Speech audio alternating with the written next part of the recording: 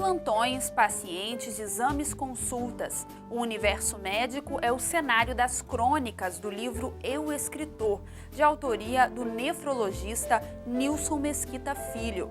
Em sua primeira obra publicada, Nilson resgata situações do cotidiano profissional para escrever seus contos. E ele aposta no bom humor para conduzir o leitor até a última página. Olá, começa agora mais um programa Um Dedo de Prosa. É o nosso espaço aqui na TV Alice para falar sobre literatura. E hoje a gente conversa com o escritor e médico Nilson Mesquita Filho. Nilson, seja muito bem-vindo ao nosso programa. Obrigado. Nós estamos aqui com o seu livro, sua estreia na literatura, né? Correto. Se chama Eu, Escritor, um livro de crônicas. Conta pra gente como surgiu esse projeto de escrever um livro. Bom, eu sempre gostei de escrever, né? E só que agora resolvi colocar num livro. São algumas crônicas, algumas ideias que a gente já tinha antiga e pensamentos, e a gente foi escrevendo e concretizou esse trabalho. O senhor já tinha, né, antes de escrever o livro, o hábito de escrever crônicas? Não, como eu falei, eu gostava de escrever outras coisas. Alguma coisa de poema, alguma coisa de letra para música, que eu sou músico, entre aspas. E quando eu comecei a escrever, que são crônicas ligadas ao cotidiano médico, isso foi surgindo, foi rápido. E, na verdade, a obra, se é que eu posso chamar de obra, foi em torno de 2 a 3 meses eu concluí o trabalho. Em que momento você percebeu que essas crônicas poderiam virar um livro?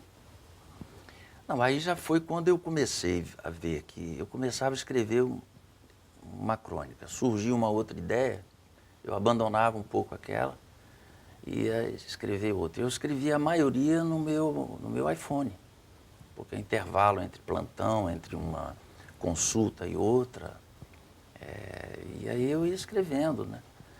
Para não perder a ideia. E foi assim, são aproximadamente 30 crônicas. E também o que motivou, e daí o título Eu, Escritor, que eu sou médico atuante, né? Sou quase 40 anos. E eu, escritor, com reticência, eu não sei se sou, né?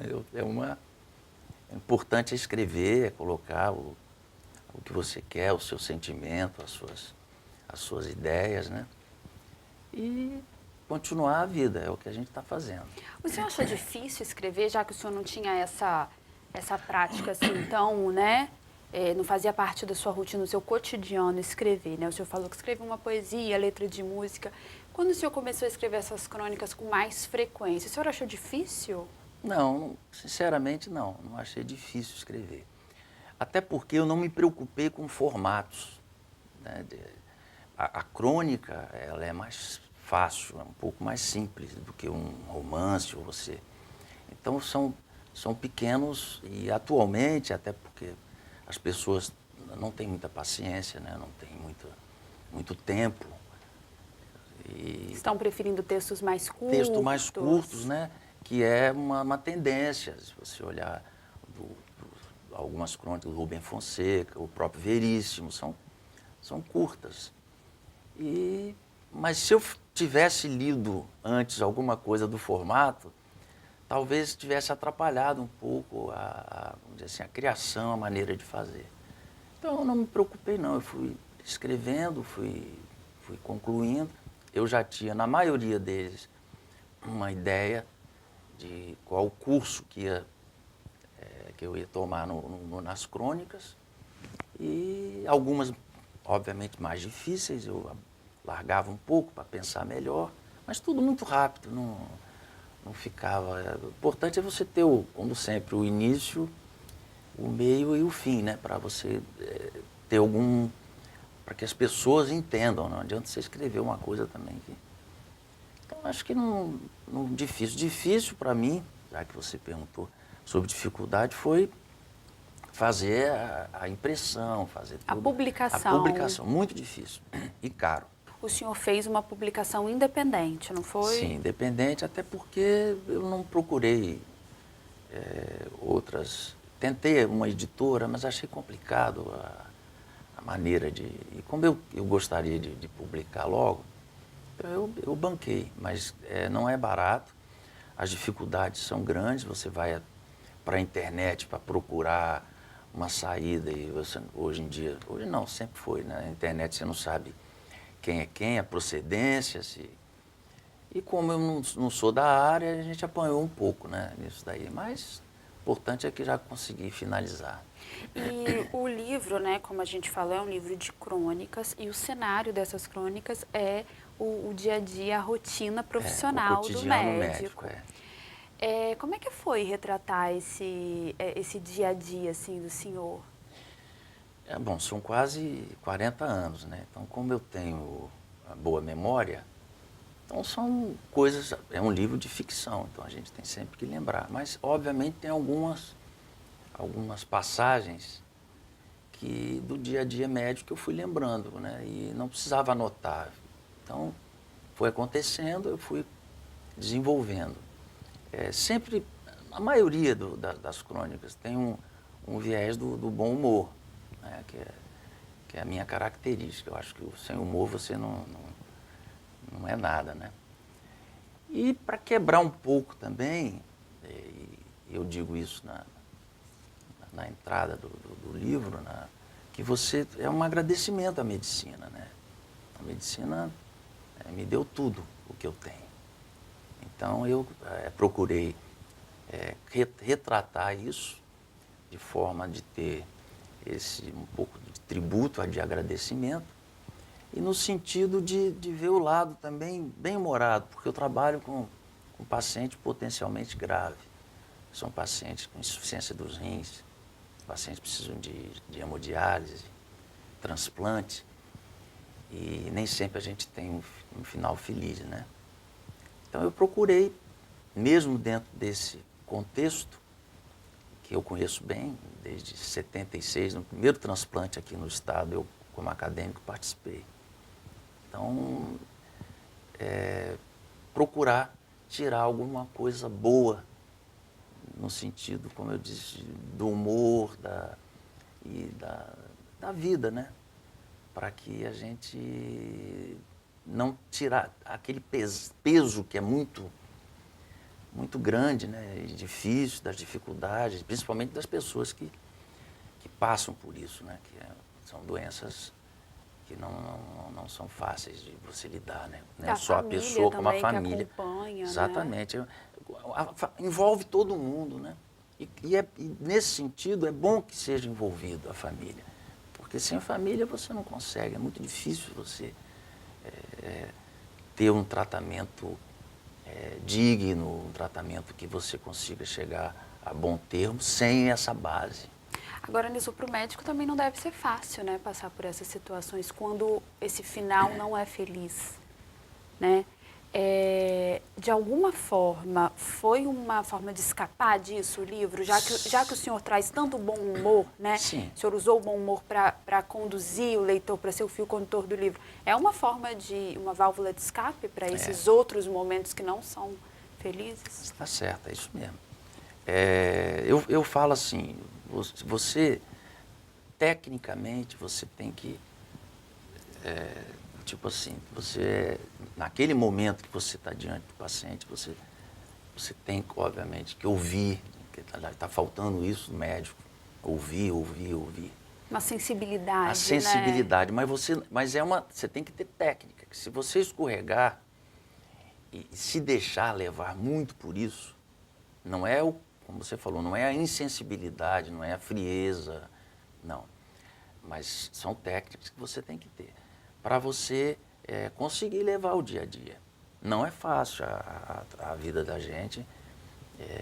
A frase não é minha, mas é de um grande amigo. Você morre um pouquinho a cada dia com essas histórias, né?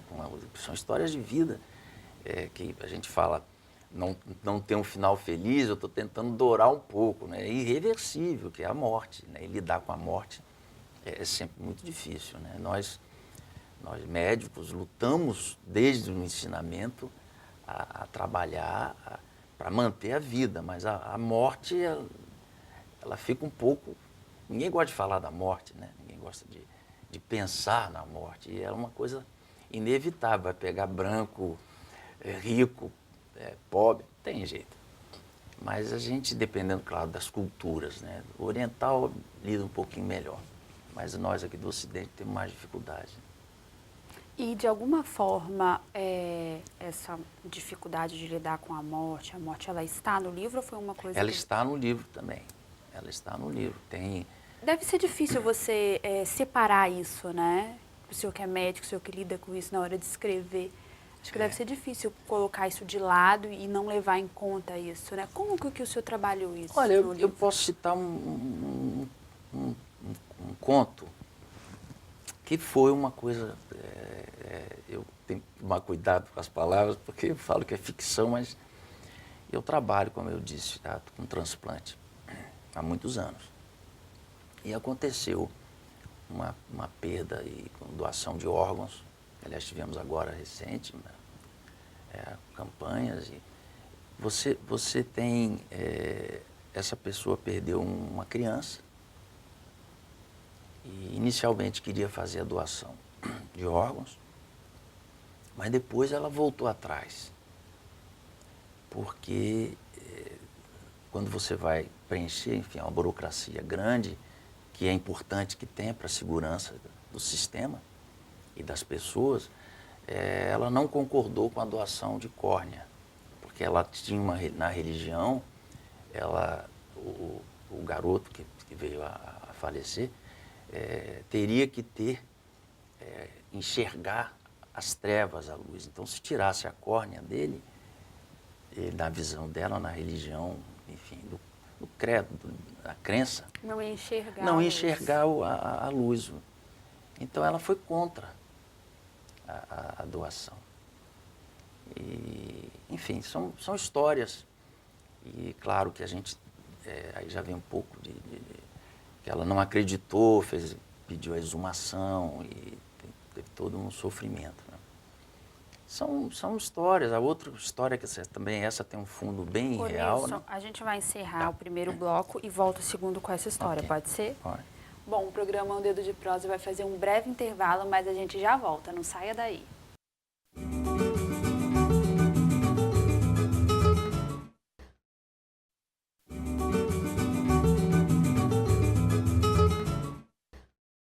Estamos de volta com o segundo bloco do programa Um Dedo de Prosa. Hoje a nossa equipe recebe o escritor e médico Nilson Mesquita Filho. Ele é autor do livro Eu, Escritor, um livro de crônicas que tem como cenário o cotidiano, né, do médico. Nilson, a gente estava falando de como o cotidiano inspirou, né, as suas crônicas. Você falou que é ficção, mas tem uma outra coisa, né? Baseada no que o senhor passou, porque também não tem como separar tudo isso. E você ficou de contar mais um caso. Tem uma história que é um médico, que é o inverso, médico que virou paciente renal crônico e começou a fazer hemodiálise, né? E se apaixona por uma doutora jovem, residente, ele já tem uns 40 e poucos anos. E vem aí um pouco o preconceito, né, porque ele é um paciente que faz hemodiálise e tal, não entre eles se apaixonaram e tal. Mas aí vem a figura da sogra, né? A mãe da doutora não concordou, poxa, ele vai durar pouco tempo, essas coisas são pacientes que são difíceis, você é jovem, mas o amor vence no caso, ainda e a sogra cobra do dono da clínica, que foi amigo dela na juventude, dizendo, poxa, você trouxe um sujeito para fazer diálise aqui, deixou minha filha, e o cara tem uma postura muito correta, ética, fala, não tem nada com isso, eles se apaixonaram e se casaram.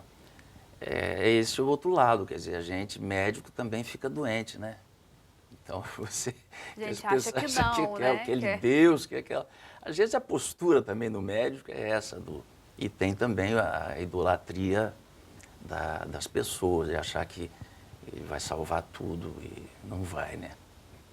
Infelizmente, né? Se pudesse, né, Nilson, salvar tudo. É isso aí. Agora, o outro caso que o senhor contou no primeiro bloco falou de doação de órgãos.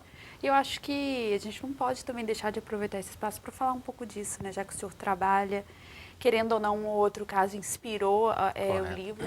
Como é que está isso hoje, a questão da doação de órgãos? Olha, a doação de órgãos, ela melhorou muito no Brasil. Se você pensar que isso foi feito no governo Fernando Henrique, com José Serra, ministro da Saúde, nos anos 90, então nós já temos...